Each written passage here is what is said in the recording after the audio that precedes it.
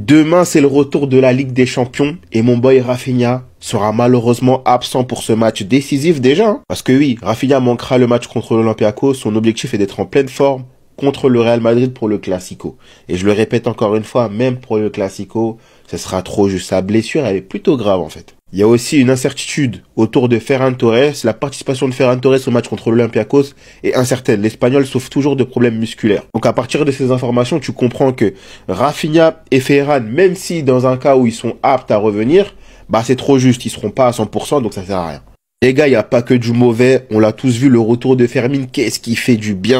On a dit cette année, c'est clairement lui, l'homme de la situation, en tout cas au poste de numéro 10.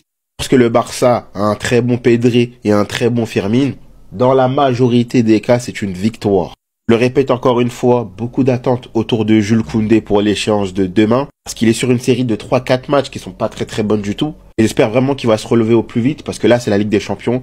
On n'a que 3 points. Bon, ça change pas de l'année passée, on avait perdu le premier match. Et c'est bien de se rassurer avant des grosses échéances qui vont arriver, comme Chelsea. Voilà. Attendez, J-1 avant le match Barça contre Olympiakos, on a eu le droit à quelques infos. Hansi Flick en conférence de presse, nous avons une situation compliquée mais je suis très heureux d'avoir remporté les 3 points contre Gérone. Rafinha me manque, il a été très important l'an dernier. Nous espérons que Ferran et Rafinha pourront jouer le Classico. Nous voulons minimiser les risques, c'est pourquoi ils ne joueront pas demain. Nous verrons comment ils se comportent jeudi, il faut prendre soin d'eux car ce n'est pas une situation facile. Comme je l'ai dit hier, d'après les rumeurs, l'objectif pour Rafinha c'est qu'il soit à 100% pour le Classico et j'espère de tout cœur qu'il sera présent parce que sur le terrain il nous manque énormément. Je ne suis pas nerveux. Je me rappelle quand on a affronté Barcelone avec le Bayern, il y avait des photos qui montraient que je n'avais aucune émotion, que ce soit lors du premier ou du 8e but. Je pense que le Barça m'a complètement changé. J'aime beaucoup ce club, j'adore les gens, la ville. Je fais réellement de mon mieux. Je vis pour ce club. Je n'aime pas avoir ce genre de réaction. Je ne veux pas que mes petits-enfants voient leur grand-père faire ça. Pour le coup, moi aussi, j'aime pas le voir comme ça parce que normalement, on est habitué à le voir avec un air très sérieux. Et en vrai, c'était légendaire. Rashford est un bon choix comme numéro 9, mais il peut aussi jouer comme ailier. C'est ce que nous avions en tête lors de son recrutement.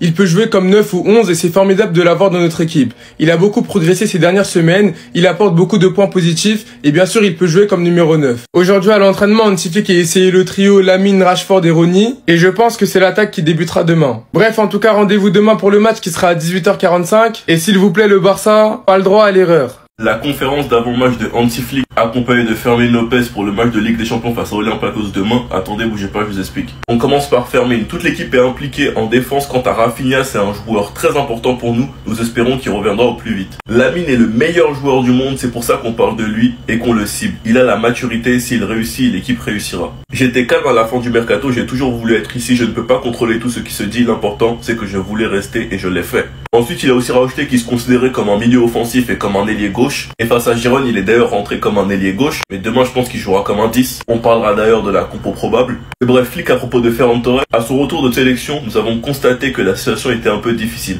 Pas grand chose, mais il faut minimiser les risques et le voir jouer demain serait risqué. Nous verrons comment il évolue. Nous espérons que Ferran et Rafinha pourront jouer le Classico. Nous voulons minimiser les risques. C'est pourquoi ils ne joueront pas demain. Nous verrons comment ils se comportent jeudi. Il faut prendre soin d'eux car ce n'est pas une situation facile. Rafinha me manque. Il a été très important l'an dernier. Plus on est loin de l'adversaire, plus on lui donne du temps. Plus on se fatigue car on doit courir plus. Il s'agit de trouver un meilleur positionnement. Donc visiblement, je ne sais pas s'il va arrêter sa ligne haute. Et il estime que les joueurs se placent mal et pressent mal. Et c'est un fait les gars. On ne presse pas bien depuis le début de saison. Ce qui handicape le Barça actuellement, c'est pas sa ligne haute, mais c'est le pressing qui n'est pas efficace et coordonné. Avec l'absence de Rafinha et Ferran Torres, Flick pourrait opter pour cette attaque. Lamine, Rashford, Rooney Bardi. Attendez, bougez pas, je vous explique. Sur la possibilité d'utiliser Rooney Bardi. On peut aussi l'envisager comme attaquant ou milieu offensif. Qu'il soit sur le banc ou titulaire, nous réfléchissons sur le 11 de départ, mais aussi à celui qui terminera le match. Et nous discutons des meilleures options. Ce n'est pas une décision facile pour l'instant. Après, il a expliqué que Rashford peut jouer en 9 comme en ailier gauche. C'est pour ça qu'ils l'ont recruté parce qu'il est polyvalent. Et il a insisté sur le fait qu'il peut jouer en 9. Donc demain, il y aurait plusieurs possibilités.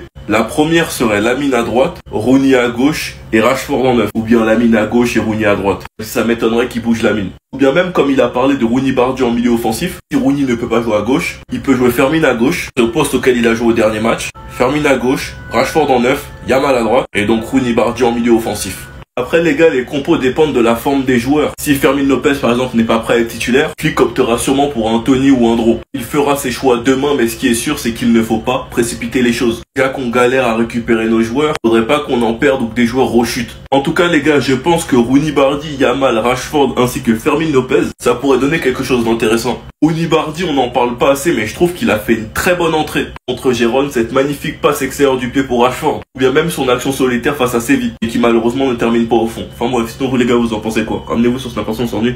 Tencent est rentré chez lui parce qu'il est malade. J'étais en train de préparer les vidéos pour dire qu'il faut mettre des défenseurs en neuf, vu que c'est la seule solution avec les absents. Et puis Christensen, tu nous fais ça? Ah!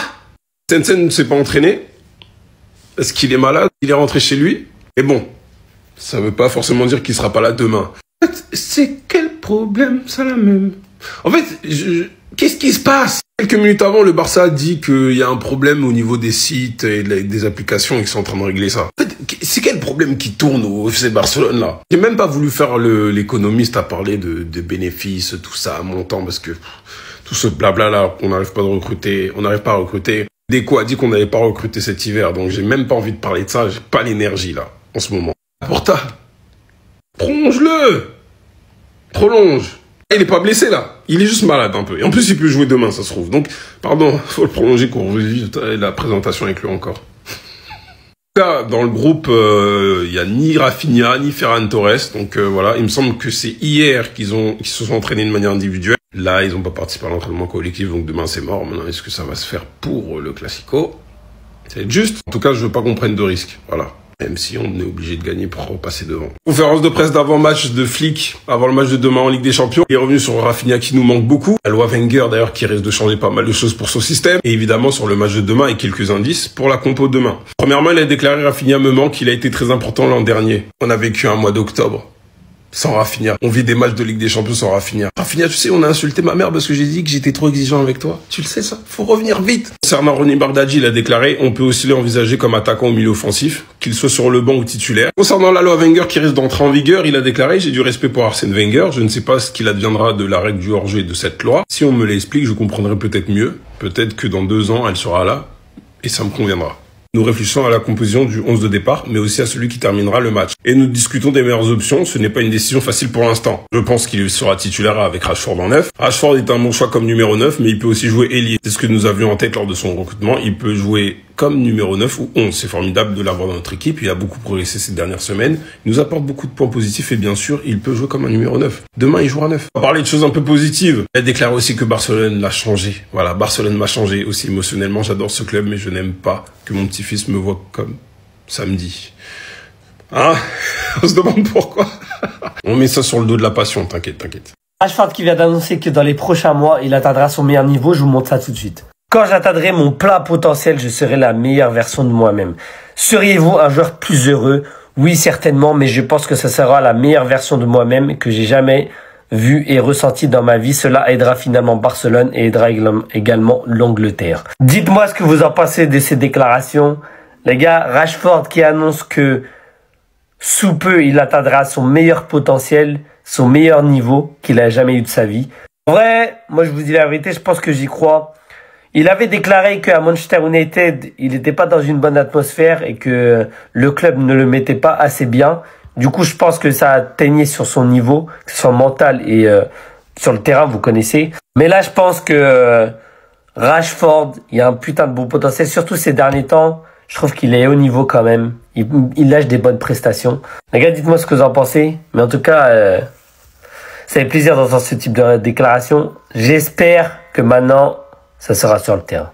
Les gars, avant le match de demain contre l'Olympiakos, on va se refaire la conférence de presse d'Hansi Flick. Hansi Flick, déjà, il nous fait état de son changement. De base, c'est pas un mec nerveux. Il dit, quand j'ai tabassé le Barça 8-2, vous vous souvenez, il y a eu des photos de moi, en mode 8e but, j'étais comme ça.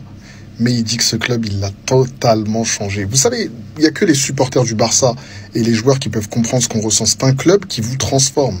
Ensuite, aujourd'hui, bien évidemment, il y a eu l'entraînement ce matin. Beaucoup d'absents, comme vous le voyez. Regardez qui était absent. Rafinha, Lewandowski, Ferran Torres, Johan Garcia, Dani Olmo, Gavi, Stegen et Christensen, qui était malade, mais qui finalement sera présent demain. Autre actualité du club. Là, je fais un vrac. Je partage un peu les actualités du club. On nous informe que Lewandowski, c'est clair, il ne sera pas prolongé. Donc, on va libérer de la masse salariale l'année prochaine. Est-ce qu'on va pouvoir recruter? Je ne suis pas sûr. Il nous fait comprendre aussi, Flick, qu'il est tombé amoureux du club et qu'il vit pour ce club.